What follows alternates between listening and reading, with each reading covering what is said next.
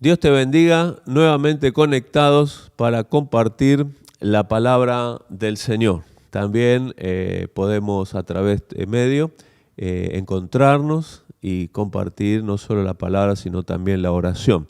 Siempre decimos que es importante no dejar de conectarnos.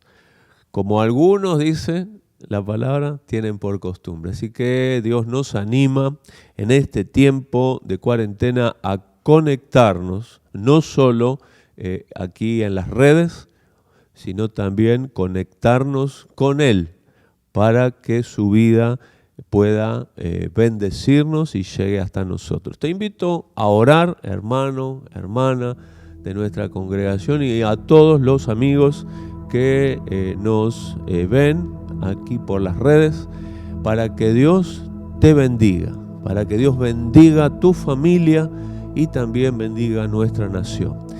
Padre, en el nombre de Jesús te damos muchas gracias por habernos dado la vida y también por haberte conocido. Te has revelado a nosotros para que podamos creer en ti y también recibir la salvación eterna. Te damos gracias en este tiempo de crisis, de cuarentena, que tú has sostenido a cada hermano y hermana de la iglesia en el área económica y ha podido, Señor, sustentar a su familia. Queremos darte gracias por estos milagros y todos los milagros que hemos visto y oído, que han testificado los hermanos sobre lo que tú has hecho en su vida. Queremos darte la gloria a ti y pedirte también que bendigas a todo nuestro barrio de Boulogne, pero también bendigas a toda la nación, bendigas a todas las autoridades. Y Señor, que tú nos des la gracia de crecer como personas, como congregación y como nación en tus caminos. Te damos gracias y pedimos que tú nos bendigas al oír tu palabra. En el nombre de Jesús, amén y amén. Te invito a compartir nuevamente la palabra de Dios. Hoy vamos a estar leyendo el Evangelio de San Juan, capítulo 10, desde el versículo 22 al 39. En el capítulo 9 se inicia la narración con el milagro que Jesús hace y sana al ciego de nacimiento. El capítulo 9 continúa con el testimonio del ciego que fue sanado por Jesús y los fariseos, los líderes religiosos que no aceptan el milagro ni creen en el ciego ni tampoco en Jesús. Y en el capítulo 10, que ya hemos visto, hasta el versículo 21, Jesús delante de estos religiosos se proclama como el buen pastor que da su vida por sus ovejas. Y da ese detalle tan hermoso que cada uno de los que creemos en Él somos una de sus ovejas y conocemos su voz porque Él nos habla y nos guía y nos protege y nos alimenta, tanto en esta vida material como en la vida por venir, la vida eterna. Y ahora, en el versículo 22 de este capítulo 10, vamos a leerlo. Él se presenta como el Cristo, se presenta como igual a Dios, es decir, divino, y también llama a Dios su Padre. Por supuesto, los religiosos que no habían aceptado el milagro de sanidad del ciego, tampoco aceptan los argumentos del Señor y la única respuesta que tienen es querer apedrearlo, matar a Jesús. Pero Él, con el poder de su palabra, poco a poco va razonando con ellos y haciéndoles ver que no tienen ningún motivo valedero para querer matarlo. Vamos a leer entonces 10:22, dice: celebrábase en Jerusalén la fiesta de la dedicación. Era invierno y Jesús andaba en el templo por el pórtico de Salomón. Y le rodearon los judíos y le dijeron: ¿hasta cuándo nos turbarás el alma? Si tú eres el Cristo, dínoslo abiertamente. Jesús les respondió: os lo he dicho y no creéis. Las obras que yo hago en nombre de mi Padre, ellas dan testimonio de mí. Pero vosotros no creéis porque no sois de mis ovejas, como os he dicho. Mis ovejas oyen mi voz, y yo las conozco y me siguen. Y yo les doy vida eterna, y no perecerán jamás, ni nadie las arrebatará de mi mano. Mi Padre, que me las dio, es mayor que todos, y nadie las puede arrebatar de la mano de mi Padre. Yo y el Padre uno somos.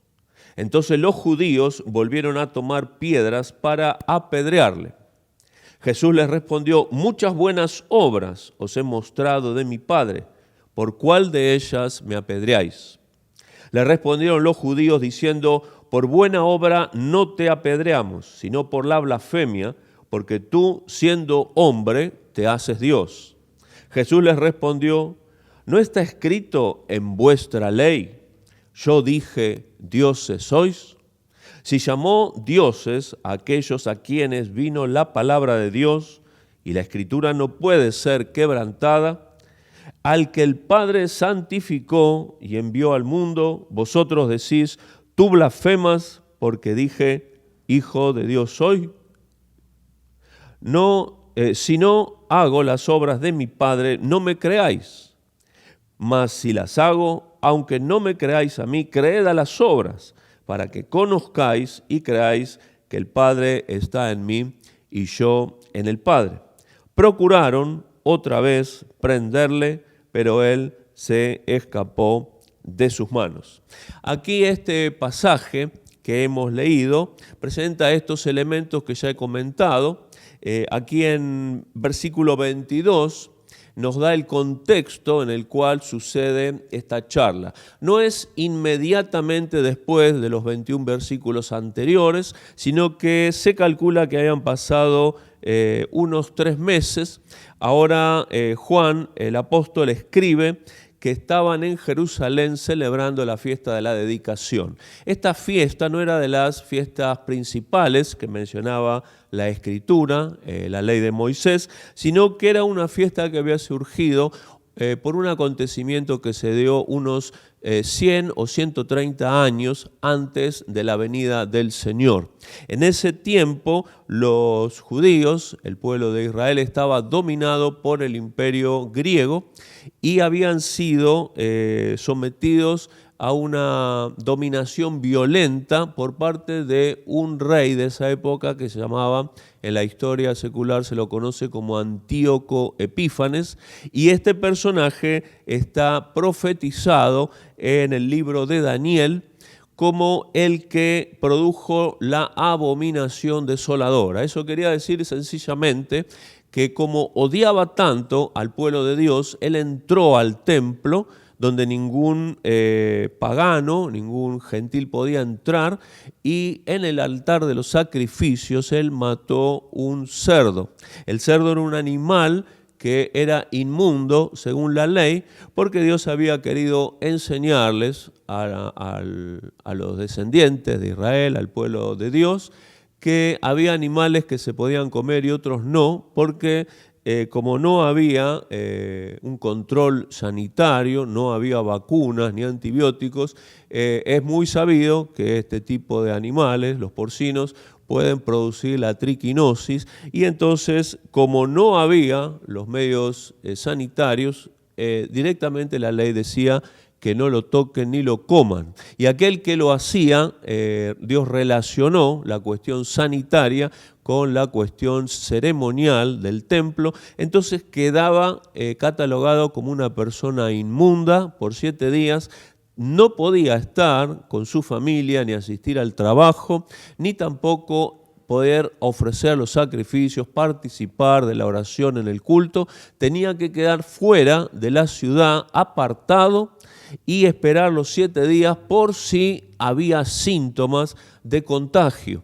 Entonces, luego de los 7 días, si no había ningún síntoma, podía volver, tenía que hacer un sacrificio, presentarse ante el sacerdote, y el sacerdote en ese momento determinaba lo que hoy llamamos dar el alta al paciente. Entonces era restaurado a la vida social, familiar, laboral, para que él pudiera seguir su vida y ya no era considerado inmundo. Entonces, como este personaje, Antíoco Epífanes,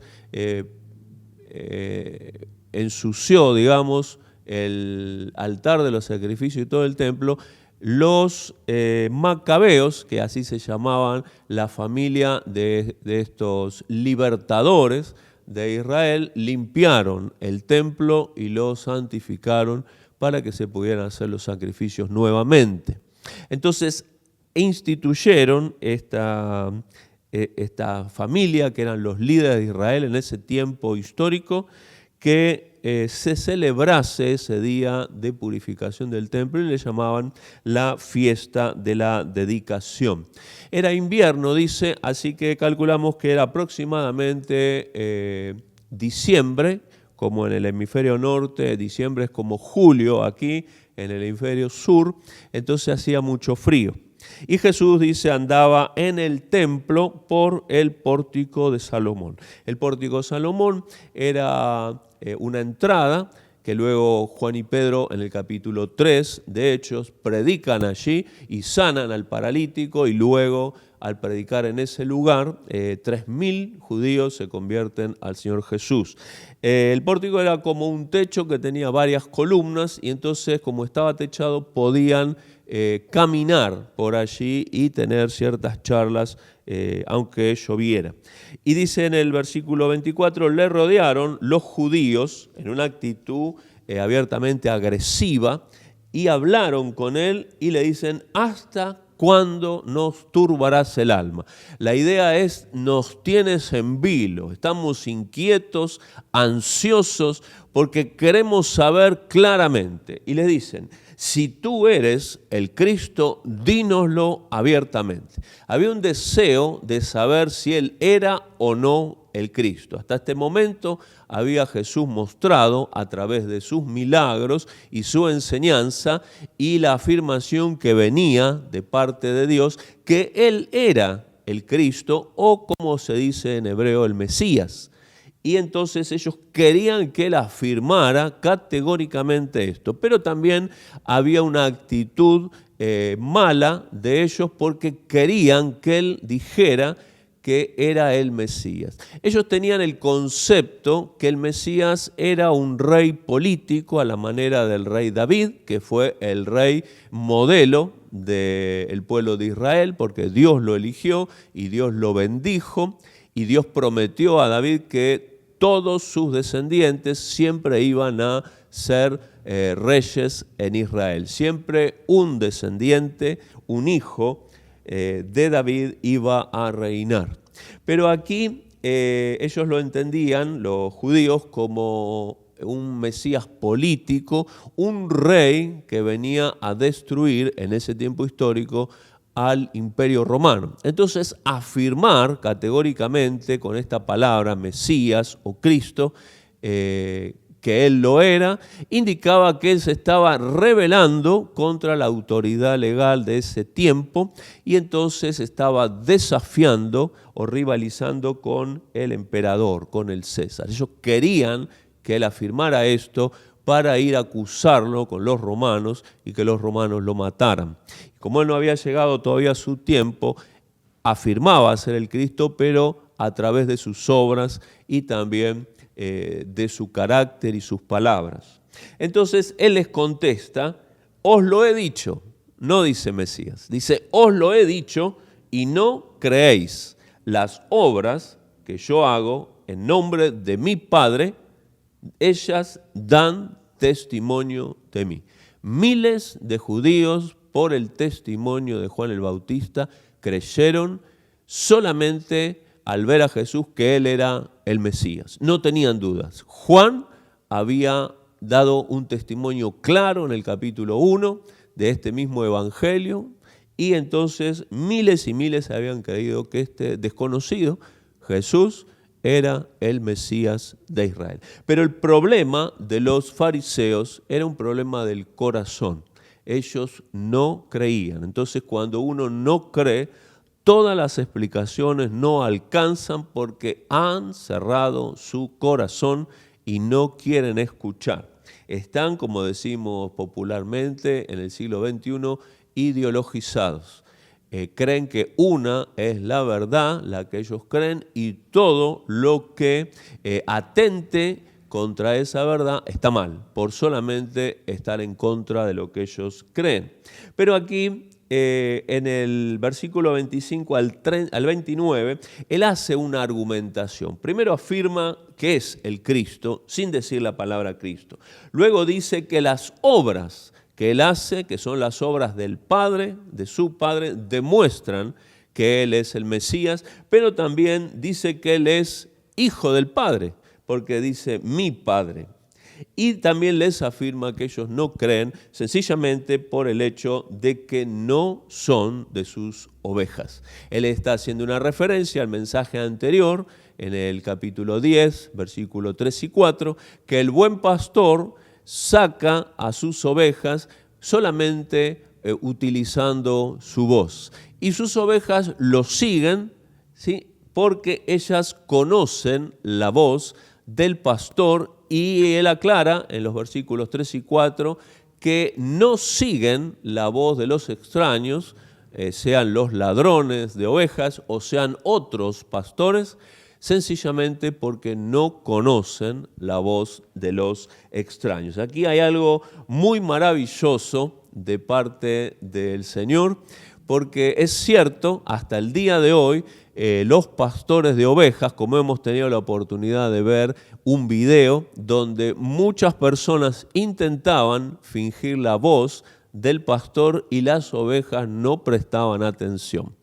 Pero cuando el pastor da su palabra, y tenía un sonido muy particular en el video, entonces las ovejas dejan de pastar, levantan su cabeza, miran al pastor y enseguida todas comienzan a responder, a balar y se acercan al pastor de una forma maravillosa. Esto que sucede entre ovejas verdaderas también sucede con los que somos ovejas del Señor Jesús. Recuerdo hace mucho tiempo, cuando era más joven, que iba por una calle. Estábamos volviendo posiblemente de una actividad, ya no recuerdo, hace esto más de 25 años, y en ese momento era ya de noche y estaba muy iluminada la calle por donde íbamos, la avenida, y siento la voz del buen pastor hablando a mi corazón y me dice: no vayas por esa calle. Por supuesto que al oír la voz del pastor supe que tenía que obedecer. Cuando Dios nos habla, la única respuesta que podemos dar es sí, Señor. Entonces comencé a caminar por otra calle. Nunca supe qué había en esa calle o qué me esperaba en esa calle, pero porque aprendí a obedecer la voz del pastor, tomé otra calle y gracias a Dios estoy aquí. Entonces, la voz del Señor es muy importante. Y Él dice: mis ovejas oyen mi voz y yo las conozco y me siguen. Y yo les doy vida eterna y no perecerán jamás, ni nadie las arrebata de mi mano. Mi Padre, que me las dio, es mayor que todos, y nadie las puede arrebatar de la mano de mi Padre. Así que Jesús es el buen pastor de tu vida, de mi vida, somos sus ovejas y nadie puede arrebatarnos de su mano. Pero también dice que el Padre de Él y nuestro Dios, también le pertenecemos como ovejas y también nadie puede arrebatarnos de su mano. En el mensaje que Jesús está dando, es una gran revelación que les da a estos líderes judíos, tanto las manos de Jesús protegen a sus ovejas como las manos del Padre, de Dios mismo. Hay una relación igualitaria. Ambos protegen de igual manera a las ovejas y ambos afirman que son propias las ovejas. Entonces la conclusión clara y sencilla está en el versículo 30. Yo y el Padre uno somos. Cuando habla que el Padre y Él mismo son uno, no se refiere a que son la misma persona. Algunos han entendido mal la Escritura y piensan que el Padre se vistió de hombre y Jesús es el mismo Padre. Pero Jesús hace la diferencia que Él es otra persona divina. Es igual al Padre, afirma aquí, en esencia, es decir, la misma naturaleza de Dios tiene el Hijo de Dios, como cada uno de nuestros hijos tiene la misma naturaleza, genéticamente, y a veces lo vemos en los gestos, en las actitudes, en la contextura física, en los rasgos fenotípicos, la cara, el pelo, la voz. Y entonces, así como nuestros hijos son parecidos a nosotros, los padres tienen la misma naturaleza que nosotros, así Jesús tiene la misma esencia divina. Cuando Él dice esto, yo y el Padre, uno somos, está afirmando algo que no se entendía en el Antiguo Testamento y que se revela en el Nuevo, lo que llamamos la Trinidad. Esta palabra no está escrita en la Biblia, habla de una unidad única de tres personas. Como nos ha enseñado el Catecismo Romano, dice que es un Dios en tres personas, o tres personas en un solo Dios verdadero. No hay ninguna cosa, un objeto, persona, situación en este mundo debajo del cielo que pueda ilustrar, explicar, comparar este mensaje de la Trinidad. Esto es una revelación de Dios, pero que no ha sido explicada. Así que la llamamos una revelación, también la llamamos un misterio, porque Dios no explicó esta relación de un Dios en tres personas. Entonces luego la respuesta de los judíos, que eran rabinos y eran también doctores de la ley, es muy sencilla. Los judíos volvieron a tomar piedras para apedrearle. Dice volvieron porque en capítulo 8, versículo 59, ya había él afirmado su divinidad como igual al Padre y como Hijo de Dios, y entonces ya habían querido apedrearlo. Aquí otra vez afirma que es el Mesías enviado de Dios, a la vez afirma que es el Hijo de Dios y también afirma que tiene la misma naturaleza, es decir, que es un ser divino y merece adoración. Entonces, por toda respuesta a esta gran revelación, ellos toman piedras para apedrearlo. Entonces Jesús vuelve a hablar y los confronta. Dice, muchas buenas obras os he mostrado de mi Padre. ¿Por cuál de ellas me apedreáis? Capítulo 5, hemos visto la sanidad que Jesús hace del paralítico en el estanque de Betesda, cuando le dice, si no puedes echarte al agua para ser sano, levántate, toma tu lecho y vete a tu casa. Así de fácil. Jesús dio la palabra y una persona que estuvo paralítica por muchos años es sanada milagrosamente. Entonces produjo un gran avivamiento espiritual y la gente creyó en su palabra y creyó en la persona de Jesús. Y luego aquí en el capítulo 9, ya sabemos, sana al ciego de nacimiento y fue todo un evento en Jerusalén y en las aldeas cercanas porque nadie, según el mismo testimonio del ciego, jamás había sanado a uno que nació ciego. Entonces, él está diciendo, ¿por cuál de estas obras de mi Padre me vas a apedrear? Entonces los judíos en el versículo 33 le responden, no por buena obra te vamos a apedrear, sino por la blasfemia, porque tú siendo hombre te haces Dios. Todo lo que él les había enseñado en este argumento de los versículos 25 al 29, ellos lo consideran una blasfemia, es decir, algo tan abominable, algo tan asqueroso para oír, porque decían, tú eres un hombre de carne y hueso y crees que eres el Mesías, crees que eres el Hijo de Dios y por tanto eres de naturaleza divina. Lo único que te falta es que pidas que nos arrodillemos ante ti y te adoremos. Entonces ellos no podían entender las Escrituras porque el problema que tienen los religiosos, aquellos que no han tenido un encuentro de fe con el Señor Jesús, es que entienden mal las Escrituras de los profetas y entonces cuestionan las verdades de Dios simplemente porque no han entendido. Cuando uno cree en Jesús, Dios le da la capacidad sencilla de leer la Escritura y entender las verdades que Dios revela. Para ello era una novedad que Dios tenía un hijo y que ese hijo era el Mesías. Entonces ellos le quieren apedrear porque Él se hace Dios, afirma su divinidad.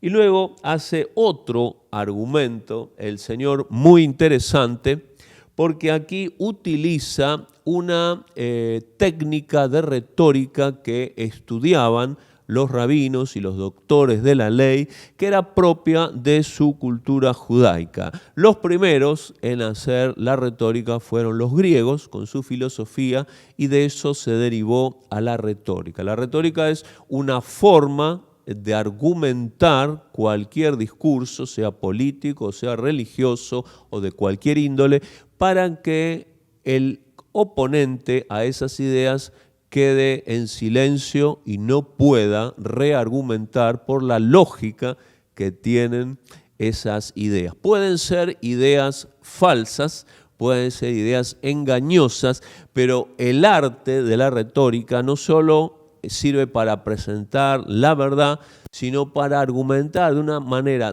tan sagaz que puede argumentar como verdad las mentiras. Entonces ellos eran eruditos, eran doctores de la ley y sabían cómo usar la retórica para hacer callar a todos sus oponentes. Eran especialistas en la discusión y nadie los podía convencer.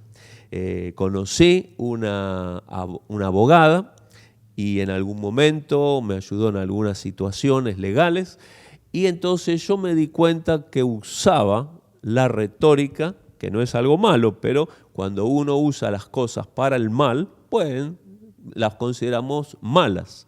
Entonces, cuando yo le explicaba algunos temas que quería que me ayudara y trataba con ella me reargumentaba de una manera que yo me daba cuenta que era muy lógica y que no era exactamente la verdad, pero la retórica que usaba me hacía callar, porque me daba cuenta que sus argumentos eran lógicos y no los podía rebatir. Además tenía el conocimiento del derecho que no poseo profesionalmente.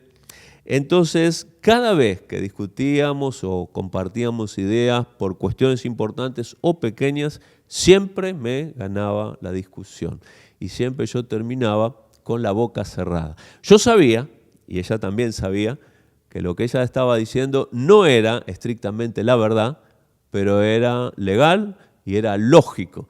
Y yo no podía argumentar, más que decirle no creo lo que decís, pero no podía demostrar que ella me estaba engañando de alguna manera o me estaba demostrando que sus argumentos eran más lógicos. Por supuesto que es una buena persona y siempre me ayudó, pero me di cuenta de este uso de la retórica. Entonces, un día, justo estábamos hablando, pobrecita, de diferentes casos y situaciones, y ella es una persona que tristemente, bueno, en su vida matrimonial tuvo un divorcio y sufrió mucho, me lo dijo, y después tenía un empleado que también era abogado y también había sufrido un divorcio, y conocimos otra persona que también era abogada y también, pobrecita, sufrió esta situación de crisis matrimonial y terminó en divorcio. No quiero decir que todos los abogados están divorciados ni que son malos, nada que ver, sino que estos 3 casos únicos a los que nos referíamos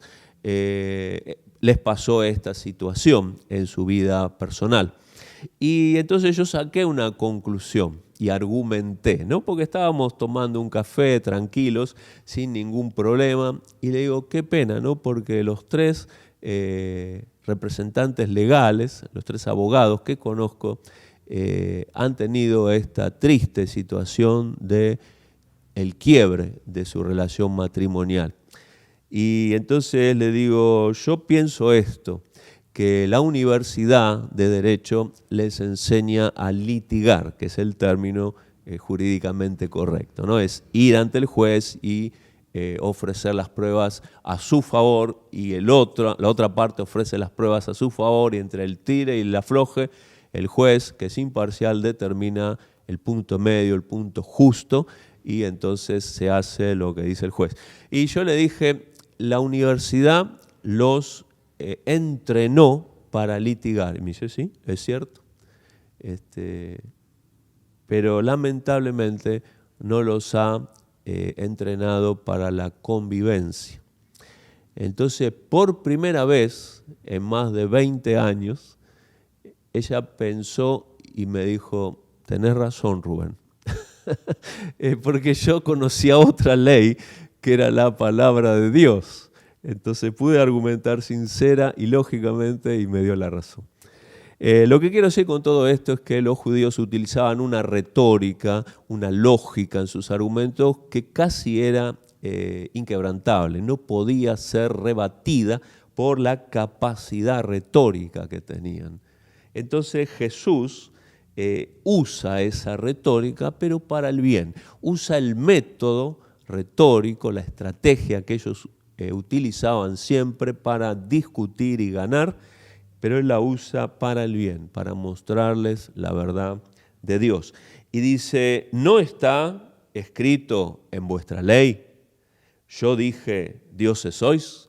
Él dice vuestra ley, les está diciendo, ustedes son los que saben la ley de Dios, tanto que podemos considerar que es vuestra, porque ustedes están puestos por Dios para enseñar y para argumentar sanamente la ley para que todos aprendan de ustedes. Su tarea dada por Dios es dedicarse a la ley para que todos aprendan.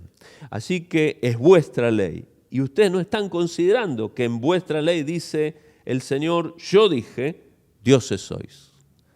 Entonces aquí argumenta con la Escritura. Y luego sigue hablando y ya hace una interpretación de la Escritura muy interesante. Dice, si llamó dioses a aquellos a quienes vino la palabra de Dios, y la Escritura no puede ser quebrantada, aquí está utilizando un argumento de lógica, está razonando lógicamente la Escritura para mostrarles que la palabra de Dios vino en forma principal a los fariseos, vino a los doctores de la ley y en especial él está citando el Salmo 82, versículos 6 y 7 que dice, yo dije, dioses sois, pero si no creéis, como hombres moriréis y como cualquier príncipe seréis destruidos. Entonces él está argumentando lógicamente para interpretar bien la palabra de Dios. Y luego él les está diciendo, estos dioses que habla el Señor son sencillamente los jueces que Dios puso en Israel en el tiempo antiguo y en la actualidad que vivía Jesús, y les dio la palabra para que ellos sean doctores de esa palabra y pudieran juzgar justamente entre el pueblo, entre las personas que tienen conflictos legales, entre problemas personales. ¿Cómo hacemos hoy con nuestra ley civil? Desde la Constitución, el Código Penal, el Código Civil y todo el aparato legal está puesto para que todos los ciudadanos estemos protegidos en nuestros derechos, pero también para proteger a otros ciudadanos de nuestras malas actitudes. Entonces, en la teoría política y legal todos tenemos los mismos derechos y todos defendemos nuestros derechos y nadie puede avasallar los derechos de nadie. Este es el principio de nuestra ley. Entonces, así como nuestros jueces están puestos por la Constitución para establecer justicia en las relaciones humanas, aquí Dios había puesto a los jueces de Israel como doctores, como jueces, para que establecieran la justicia de Dios entre el pueblo. Esto es lo que está diciendo cuando dice, yo dije, dioses sois, porque tienen una tarea que es divina. No es una tarea humana juzgar a otras personas. Tuve la oportunidad de hablar con un pastor amigo que también es abogado y él estuvo presente en la charla, en la reflexión más bien de dos jueces nuestros de la Argentina y ellos reflexionaban como una charla de café y decían, la verdad que nuestra tarea, nuestro trabajo de juzgar a las personas y absolverlas o condenarlas no es una tarea humana, es un oficio divino. Ellos mismos se daban cuenta que no eran totalmente capaces de establecer justicia o de hacer esta tarea que era divina. Y entonces él tomó esta idea y me la compartió. Por eso la Biblia dice claramente, no juzguéis para no ser juzgados. No condenéis para no ser condenados. Y también dice algo muy interesante, con la medida que juzguemos, seremos juzgados por Dios. Y también yo digo, tentados por el diablo. Y dice también, con la medida que medís, seréis medidos. Y con el juicio que juzguéis, seréis juzgados. Y también nos dice, ustedes no están puestos para juzgar, sino para obedecer la ley de Dios. Pero también la Constitución nos dice que tenemos derechos, pero también tenemos obligaciones. Es decir, que la ley civil nos dice que no podemos juzgar a nadie, sino que tenemos que descargar todo el juicio, esperar todo el juicio de parte de las personas que están habilitadas para esa tarea. Entonces, tanto la ley humana como la ley divina nos enseñan que no estamos capacitados para juzgar a nadie. ¿Por qué?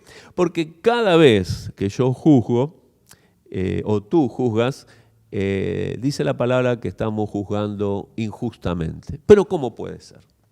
Si yo he visto la mala obra que hizo ese hermano o esa persona, entonces emito mi juicio que es una mala persona, o que ha dicho algo malo, entonces es una mala persona porque ha hablado mal, o simplemente porque ha tenido un gesto que socialmente, culturalmente no es apropiado, entonces ya lo juzgamos como una persona mala. Puede ser cierto todo esto, pero la injusticia de nuestro juicio consiste en que nosotros también podemos tener una palabra, una obra o un gesto malo. Y también que Dios no mira solo un gesto, una obra o oye una palabra, sino que Él mira desde el nacimiento de cada persona hasta su muerte. Y entonces no juzga solo por sus obras, gestos y palabras, sino que Él juzga justamente porque nos dio la oportunidad de ser perdonados si creemos en el Salvador. Como no había justificación posible, Dios instauró la única forma de justificarte ante Dios eternamente, que es simplemente creer en que Jesús pagó nuestros pecados para que salgas libre de toda condenación. Por eso Dios juzga toda la vida en base a si hemos creído en Jesús, y eso borra actitudes, palabras y hechos incorrectos delante de Dios y nos hace hijos de Dios. Él está argumentando entonces que la palabra vino a estos jueces y la palabra no puede ser quebrantada. Dios la dictó y sigue en vigencia, aunque algunos nieguen la existencia de Dios y de su palabra, la palabra sigue teniendo vigencia y la palabra de Dios va a juzgar a los vivos y a los muertos. Y terminando dice, al que el Padre santificó y envió al mundo, vosotros decís, tú blasfemas, porque dije, hijo de Dios soy. Si a ustedes mismos Dios les dijo que son dioses, porque tienen una tarea divina de juzgar en base a la palabra de Dios. Entonces, el argumento de citar la Escritura, el argumento de interpretarla lógicamente, y también esta última apelación en el versículo 36, yo también soy hijo de Dios como ustedes, porque recibo la palabra y también creo en la palabra. ¿Por qué me van a apedrear si he demostrado que no soy blasfemo? Entonces la respuesta fue tan contundente que los fariseos, los doctores de la ley, quedaron anonadados, porque con su estrategia retórica, con la palabra, con la lógica y con su testimonio de obras demostró que tenía razón verdaderamente. No solo era retórica, era la verdad. Y luego sigue con su argumento y dice, si no hago las obras de mi Padre, no me creáis. Mas si las hago, aunque no me creáis, a mí, creed a las obras, para que conozcáis y creáis que el Padre está en mí y yo en el Padre. Termina con el argumento lógico de las obras. Mi vida y mis obras dan testimonio de lo que estoy diciendo. Es el gran problema de los seres humanos a través de toda la historia de la humanidad. Muchas veces las palabras del ser humano no coinciden con sus actos. Entonces nadie cree a sus palabras porque es como dice el dicho popular, lo que escribe con la mano lo borra con el codo. Hay un dicho también que dice, tus hechos hablan tan fuerte que no puedo oír tus palabras. En el buen sentido, ¿no? Su conducta es tan buena y ejemplar que no hace falta que hable porque ya entendimos el mensaje por su vida. Así es lo que está hablando el Señor. Las obras que yo he hecho dan testimonio de quién soy, que soy el Mesías, que soy el Hijo de Dios, que soy enviado por Dios, que soy divino también, y les estoy dando la oportunidad de que crean en mí y tengan vida eterna y sean de mis ovejas. Porque aquí dice en el versículo 38, creed a las obras para que conozcáis y creáis que el Padre está en mí y yo en el Padre. ¿Qué quiere decir esta frase?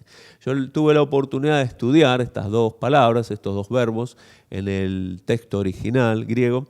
Y cuando el Señor dice para que conozcáis, está diciendo sencillamente para que empecéis a conocerme a mí. Para que tengan esa experiencia maravillosa que todos los que creemos en Jesús hemos tenido.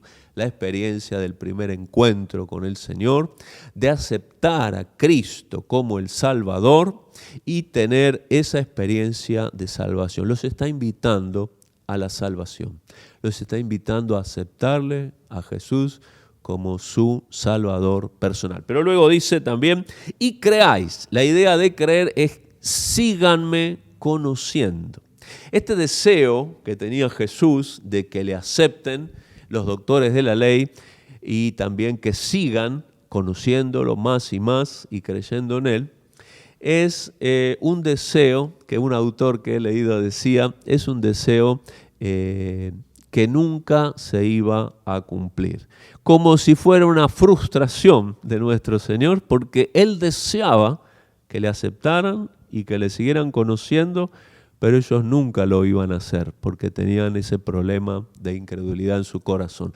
Así que ese deseo profundo de salvarlos a sus mismos adversarios y enemigos nunca se iba a realizar. Al final de toda su argumentación dice, procuraron otra vez prenderle pero él se escapó de sus manos. Por toda respuesta, ya la tercera respuesta de los judíos a las palabras del Señor, simplemente intentaron otra vez atraparlo, dominarlo físicamente para llevarlo a la autoridad romana y decirle, este dice que es un rey y que está en contra de César, para que lo mataran.